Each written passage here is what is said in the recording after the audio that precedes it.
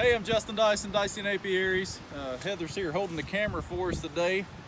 So what we have here is a few of our nukes, what we call nukes. It's called a nucleus hive.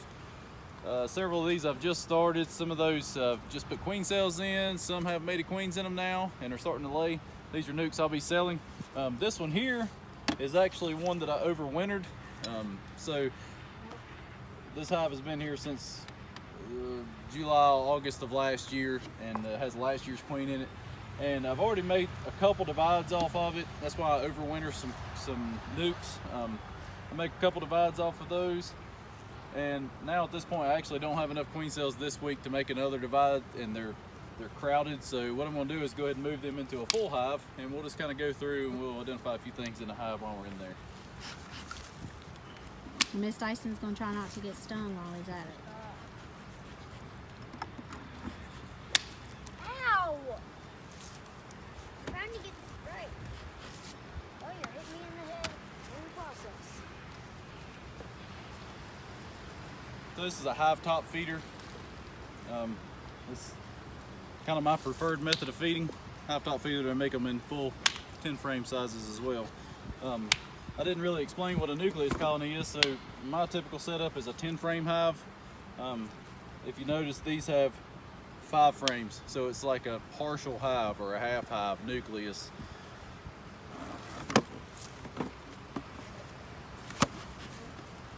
Give them just a puff of smoke. Kind of keep the alarm pheromone down. Kind of smells like bananas. We don't want it to smell like bananas or the bees start getting a little aggravated. I'm gonna go through the bottom first, see if I can find that queen real quick.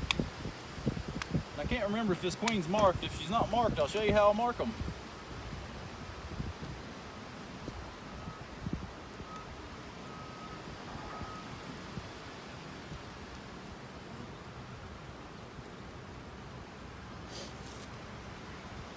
So just for the heck of it here, we have pollen in these frames, and we have some honey uncapped. These are all, of course, little girls, worker bees. Is that a mite I see crawling around? No, that's a small hive beetle. Yep. Got a couple of them. Those are small hive beetles, and they come over in the past decade and are pretty annoying little critters, but as long as you keep strong colonies, they really don't cause any issue. I was about to show you, here's a drone. He's got a big eyes and a stubby tail. That is a drone. It's the only male bees in a honeybee colony. They cannot sting you. Those are the only ones Harper likes to hold right now. They cannot sting you, so. Anyway, I'll move on. And their sole purpose is to mate with the queen, right? Yeah. So as we're talking here, I'm just going to kind of transition this colony over into this full hive. Here we have some eggs. That's and they're really easy to see. So let's get to where the sunlight's right shining straight down. And if you see in these cells right in here amongst the pollen, there are eggs. If we get the light, yes, I can see it in the camera. Yep, those are eggs.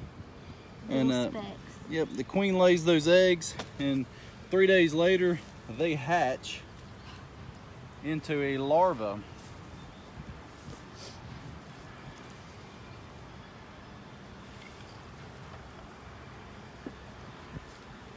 Now notice Mr. Dyson is not wearing typical bee gear. Don't try that at home. He is a trained professional. Doesn't matter, don't do this at home. You really should wear a veil at minimum. So here we have 2 different stages of brood we can see here. Can we see that? This is the larva stage, and then here's the pupa stage where it's capped. Think about a butterfly. Butterflies go through basically 3 stages. They have the egg stage, the larva stage, and the pupa stage. So after this, they emerge as an adult bee, as you see here. So Still haven't found that queen yet? no.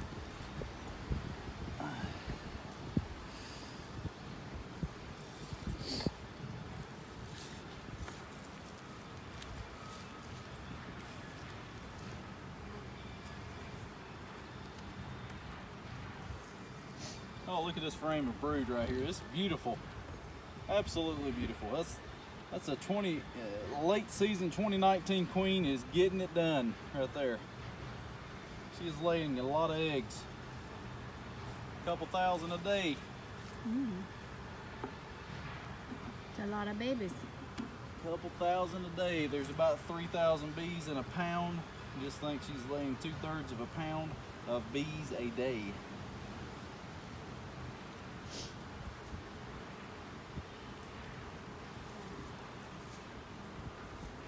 Well, I didn't see her there. Let's look in the top.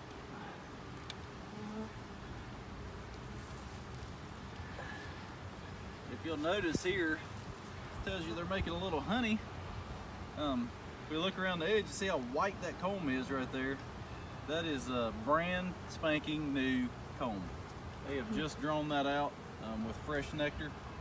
And then we have a lot of pollen right here in the middle.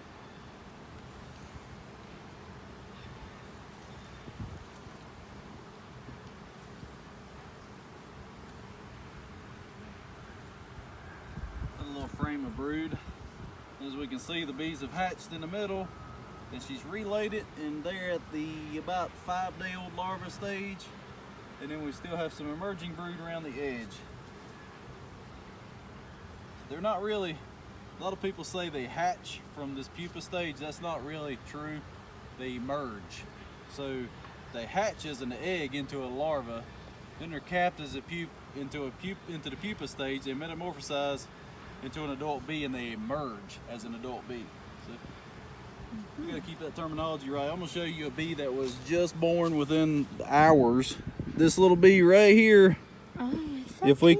Look at it. If we can see that bee right there, that bee is mere hours old probably. Precious. And they're kind of fuzzy at that stage, and they will slowly lose some of that hair, that little fuzz on them.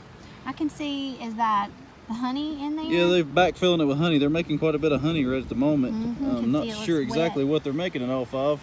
Tulip poplars haven't opened yet. Blackberries haven't opened yet, but they are working something pretty significantly. Could be some of this henbit and dead nettle, that kind of thing grows out in the fields. Some of your clovers are getting close. We have fruit trees blooming. Still no queen. No queen yet. We'll find her. We might have to go back through it, but we'll find her.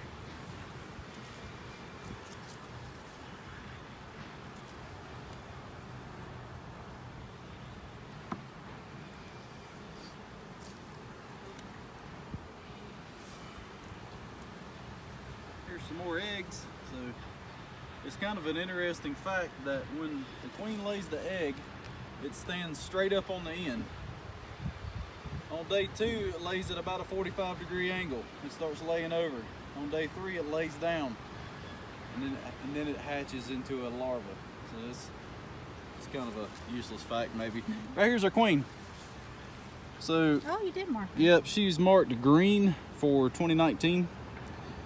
This year's color is actually blue, but this is a 2019 queen. You can see she's nearly full Cordovan, what I call Cordovan queen, which means she has yellow legs.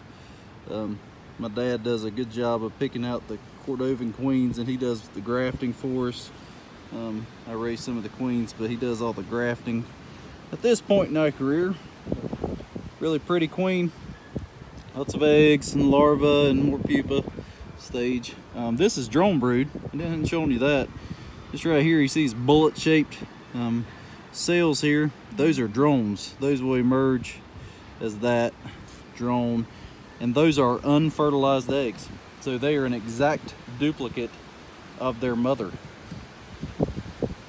It's haploid and diploid. You'll learn about that in biology class sometime.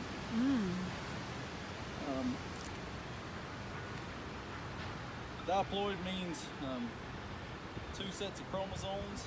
We'll get this queen back in here. So one from the mother, one from the father. Haploid means a half set of chromosomes, which is what a drone is. It is half of the set of chromosomes, and it is a complete replica of its mother. Kind of an interesting thing about honeybees, maybe.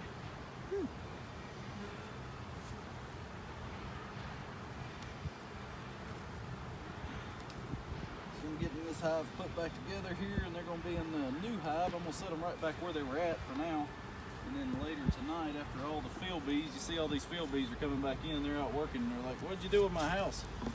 So we are... They need to be able to find it. yeah, we're going to put them a new house down here. It's still going to confuse them a little bit. As you see, this has got a blue bottom board. So they're still going to kind of wonder what happened to their house, but they'll smell their nest mates. They all smell alike. They know their mother, their queen. It's a distinct smell for their individual colony. Then they will find her. So just shaking some of those bees out there. Well, we'll get all this out of the way. Let them go back to it in their new hive. So I'll probably add a super, a little shallow super to that after I move them, and they'll start making me some spring wildflower honey. And what's a shallow super? Well, this is a deep, well, I call them hive bodies. You see the size of that? It's a hive body. It's what I run on the bottoms of all my hives. Typically I'll run 2 of those, except during the honey flow, a lot of times I'll take that top one off. But this is a deep, and then they make a medium, and they make a shallow super. I run shallows and deeps, but the shallow super is about that tall. So the frames are a little smaller. So when we're picking up full supers of honey, they're not as heavy. That hive body full of honey weigh about 100 pounds, so it's not very entertaining. So we use the shallows. It's a little less honey and it's easier to manipulate. Thanks for joining us. Yep, and I will give you guys a chance to ask some questions, and I will get those to Mr. Dyson, and he will answer you back soon. Thanks for watching.